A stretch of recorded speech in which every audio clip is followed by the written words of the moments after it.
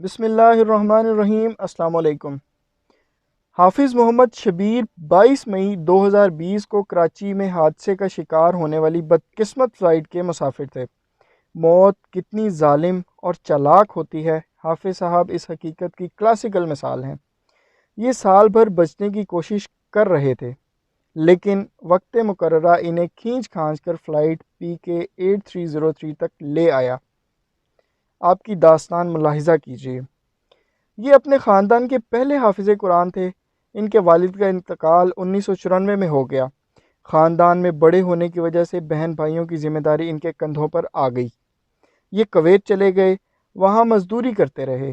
Kuwait سے کراچی آئے، مختلف کام کیے اور پھر سعودی عرب چلے گئے۔ یہ ریاض کے ایک ہسپتال میں اکاؤنٹنٹ تھے۔ 2019 میں سعودی عرب کے معاشی حالات خراب ہو گئے تو یہ خاندان سمیت امریکہ شفٹ ہونے کی کوششیں کرنے لگے۔ سعودی عرب سے بھی امریکہ جا سکتے تھے، لیکن یہ پاکستان آ گئے اور پورا سال امریکی ویزے کی کوشش کرتے رہے۔ صدر ٹرمپ کی وجہ سے امریکہ کی پالیسیاں تبدیل ہو گئیں، پاکستانیوں کے لیے ویزے مشکل ہو گئے، لہٰذا حافظ صاحب کا معاملہ سال بھر لٹکا رہا۔ تاہم فروری میں انہیں امریکہ کا ویزا مل گیا۔ یہ جاب ویزا تھا، یہ اس پر اپنی فیملی کو بھی امریکہ لے جا سکتے تھے۔ خاندان نے تیاری شروع کر دی، لیکن اس دوران کرونا آ گیا، فلائٹس اور بارڈرز بند ہو گئے۔ یوں حافظ محمد شبیر کراچی میں پھنس گئے۔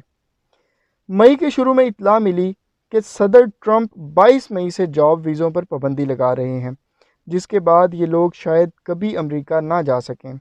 خاندان نے یہ فیصلہ کیا کہ 22 مئی سے پہلے یہ امریکہ پہنچ جائیں گے۔ حافظ صاحب 19 سال سے تراویحیں پڑھا رہے تھے۔ کویت اور سعودی عرب میں بھی نماز تراویح کی امامت کرتے تھے۔ یہ اس سال بھی تراویح پڑھا رہے تھے۔ ان کا خاندان ان کے پیچھے تراویح پڑھتا تھا۔ یہ اس رمضان میں بھی 15 دن یہ خدمات سر انجام دیتے رہے۔ 19 مئی کو بھی انہوں نے تراویح پڑھائی، روزہ رکھا اور یہ قطر ایئر ویز کی فلائٹ سے دوحہ روانہ ہو گئے۔ یہ اور ان کا ویزا کراچی ایئرپورٹ پر کلیئر ہو گیا، لیکن یہ جب دوحہ پہنچے تو انہیں ایئرپورٹ پر روک لیا گیا۔ امریکہ کورونا کی وجہ سے صرف اپنے شہریوں کو داخلے کی اجازت دے رہا تھا۔ امریکی پاسپورٹ ہولڈرز کے علاوہ کوئی شخص امریکہ داخل نہیں ہو سکتا تھا، چنانچہ یہ قطر ایئر ویز نے انہیں آف لوڈ کر دیا۔ یہ 10 گھنٹے دوحہ ایئرپورٹ پر بیٹھے رہے۔ واپسی کی فلائٹ کا معلوم کیا تو پتہ چلا کہ 1 جون تک کراچی کی کسی فلائٹ میں کوئی گنجائش موجود نہیں ہے۔ قطر کا ویزا نہ ہونے کی وجہ سے ایئرپورٹ سے باہر بھی نہیں جا سکتے تھے۔ یہ کاؤنٹر پر پریشان کھڑے تھے۔ اچانک کاؤنٹر بوائے نے بتایا، آج ایک کارگو فلائٹ لاہور جا رہی ہے۔ کارگو فلائٹس مسافروں کو نہیں لے جاتی، لیکن میں آپ کے لیے کوشش کر سکتا ہوں۔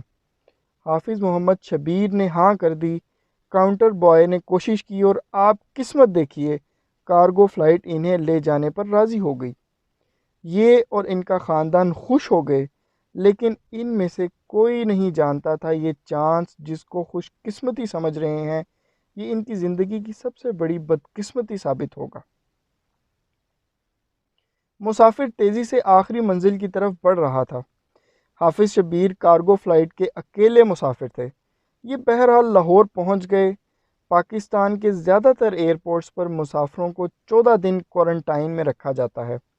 یہ بھی روک لیے گئے، لیکن ان کی رپورٹ 2 دن میں آ گئی اور یہ نیگیٹو نکلے۔ انہیں گھر جانے کی اجازت دے دی گئی۔ 22 مئی کو لاہور سے کراچی کے لیے 2 فلائٹس تھیں، 11 بجے اور 1 بجے۔ دونوں میں سیٹس موجود تھیں۔ یہ 11 بجے کی فلائٹ لینا چاہتے تھے، لیکن انجانے میں ان کے منہ سے 1 بجے نکل گیا۔ یوں یہ 1 بجے کی فلائٹ میں سوار ہوئے اور یہ فلائٹ 2:35 پر ایئرپورٹ سے آدھا کلومیٹر دور گر کر تباہ ہو گئی۔ حافظ محمد شبیر نیک، پابند صوم و صلات اور عاجزی سے لبریز انسان تھے، لیکن موت انہیں کھینچ کھانچ کر فلائٹ PK8303 تک لے آئی۔ اگر موت کی زنجیر کا کوئی ایک حلقہ بھی نرم یا کمزور پڑ جاتا تو یہ صاف بچ جاتے۔ یہ اگر 19 مئی کو کراچی ایئرپورٹ پر روک لیے جاتے، انہیں دوحہ میں نہ روکا جاتا، انہیں قطر میں 1-2 دن کا ٹرانزٹ مل جاتا، یہ کارگو فلائٹ میں سوار نہ ہوتے، یہ اگر 14 دن کرنٹینہ میں رہ جاتے، ان کا کرونا رزلٹ ایک آدھا دن لیٹ ہو جاتا، یا پھر 1 بجے کی بجائے 11 بجے کی فلائٹ لے لیتے، تو یہ آج اپنے بچوں کے درمیان بیٹھ کر ہنس کھیل رہے ہوتے۔ مگر موت کے مسافروں کو کس وقت موت دبوچ لے، ہم میں سے کوئی نہیں جانتا۔ ہم یہ بھی نہیں جانتے ہمارے رکتے ہوئے قدم ہمیں کس مصیبت سے بچا رہے ہیں، اور ہم جس طرف دوڑ رہے ہیں اس کے آخر میں کون سا عذاب ہمارا انتظار کر رہا ہے۔ حافظ محمد شبیر صاحب بھی جس اتفاق کو اپنی گڈ لک سمجھ رہے تھے وہ آخر میں کیا نکلا۔ چنانچہ آپ یہ بات پلے باندھ لیں، قدرت اگر ہمیں بچانا چاہتی ہے تو یہ ہمیں کالی بلی بھجوا کر بھی بچا لیتی ہے، اور اگر ہمیں گھیرنا چاہتی ہے تو یہ پھر ہمیں خوش قسمتیوں کے پہیوں پر بٹھا کر بھی اپنی طرف کھینچ لے گی، یہ ہمیں دائیں بائیں نہیں ہونے دے گی۔ یہ موت کی کہانی تھی۔ آپ اب ایک زندگی کی بھی ملاحظہ کیجئے۔ فلائٹ پی کے 8303 کے 2 مسافر معجزانہ طور پر بچ گئے۔ ان میں بینک آف پنجاب کے صدر ظفر مسعود بھی تھے۔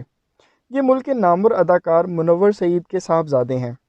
ظفر مسعود کے بقول حادثے سے پہلے طیارے میں شور مچ گیا۔ لوگوں نے اونچی اونچی آواز میں کلمہ پڑھنا شروع کر دیا۔ لوگ اللہ تعالیٰ کو بھی پکار رہے تھے اور گڑ گڑا کر دعائیں بھی کر رہے تھے۔ لیکن مجھ پہ الٹا اثر ہوا، میں سکتے میں چلا گیا۔ مجھے اس وقت کوئی کلمہ کوئی دعا یاد نہیں آ رہی تھی۔ میں بس چپ چاپ اپنی سیٹ پر بیٹھا رہا۔ جہاز کریش ہوا، میری سیٹ جہاز سے نکلی اور میں سیٹ سمیت ہوا میں اچھلتا ہوا ایک گاڑی پر جا گرا۔ وہ گاڑی ایک وکیل صاحب کی تھی۔ وکیل صاحب سائڈ پر کھڑے تھے جبکہ ان کی بیگم گاڑی کے اندر بیٹھی تھیں۔ میں گاڑی کی چھت پر ٹک گیا، میرے پورے جسم میں درد ہو رہا تھا۔ وکیل صاحب نے میری سیٹ بیلٹ کھولی، مجھے گاڑی کی چھت سے نیچے اتارا اور مجھے لے کر ہسپتال کی طرف دوڑ پڑے۔ یوں میں بچ گیا۔ تاہم ظفر مسعود نے ایک حیران کن بات بتائی۔ ان کا کہنا تھا کہ حادثے کے وقت میری والدہ نماز ظہر ادا کر رہی تھیں۔ یہ نماز میں تھیں جب انہیں میرے حادثے کی اطلاع دی گئی۔ میری والدہ نے یہ خبر سننے کے باوجود نماز جاری رکھی۔ یہ اس وقت تک سجدے میں پڑی رہیں جب تک انہیں یہ نہیں بتایا گیا کہ اللہ تعالیٰ نے ظفر کو بچا لیا ہے۔ ظفر مسعود کی والدہ کا واقعہ اور سیٹ سمیت زندہ سلامت گاڑی کی چھت پہ گر جانا اور بر وقت ایسے سمجھدار شخص کا مل جانا جو انہیں سیدھا ہسپتال لے گیا، یہ واقعی حیران کن تھا۔ لہٰذا اللہ تعالیٰ جب کسی کو بچانا چاہتا ہے تو وہ ایسے شخص کو سیٹ سمیت جہاز سے باہر گرا دیتا ہے جسے مصیبت کے وقت کلمہ تک یاد نہیں آتا، اور دوسری طرف جب یہ کسی کو بلانا چاہتا ہے تو یہ حافظ قرآن محمد شبیر جیسے متقی اور پرہیزگار شخص کو کارگو فلائٹ کے ذریعے دوسرے ملک سے لا کر اس فلائٹ میں بٹھا دیتا ہے جس کے نصیب میں منزل ہی نہیں لکھی گئی تھی۔ آپ اب تیسری کہانی سنیے۔ میرے ایک دوست بھی اس فلائٹ میں موجود تھے۔ نہایت شاندار انسان تھے۔ یہ جوانی میں کراچی کی ایک پارسی لڑکی سے شادی کرنا چاہتے تھے۔ والد سخت اور تگڑے تھے، وہ نہیں مانے۔ والدین کی مرضی سے ان کی شادی ہو گئی۔ خاتون بہت پڑھی لکھی تھیں، ذہین اور خوبصورت بھی تھیں، لیکن ان کا نباہ نہ ہو سکا، طلاق ہو گئی۔ دوسری شادی ہوئی، وہ بھی کامیاب نہ ہو سکی۔ والد کا اسی دوران انتقال ہو گیا۔ 20 سال بعد ان کا اسی پارسی خاتون سے رابطہ ہوا۔ وہ آج تک ان کا انتظار کر رہی تھی۔ یہ والدہ کے پاس گئے، اپنے بھائیوں اور بہنوں کو راضی کیا۔ فیملی ان کی ضد کے آگے ہار گئی۔ یہ خوش ہو گئے۔ یہ ان کی زندگی کی سب سے بڑی خوشی تھی۔ فیصلہ ہوا یہ کراچی آئیں گے، لڑکی کی فیملی سے ملیں گے اور عید کے بعد باقاعدہ شادی ہو جائے گی۔ یہ بھی 22 مئی کو لاہور سے کراچی روانہ ہو گئے۔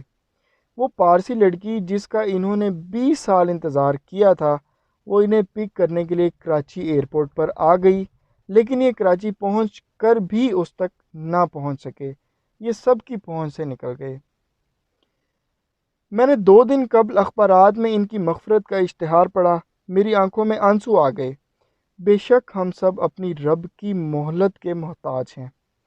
یہ جب سانس ڈھیلی کر دیتا ہے تو انسان گرتے ہوئے جہاز سے بھی سیٹ سمیت سلامت نکل آتا ہے، اور جب یہ سانس کھینچ لیتا ہے تو پھر ہمیں اگلی سانس کی مہلت نہیں ملتی، ہمارے دلوں کی دھڑکنیں ہمارے دل ہی میں منجمد ہو جاتی ہیں۔ یا اللہ تیرا کرم ہے، تیرا رحم ہے۔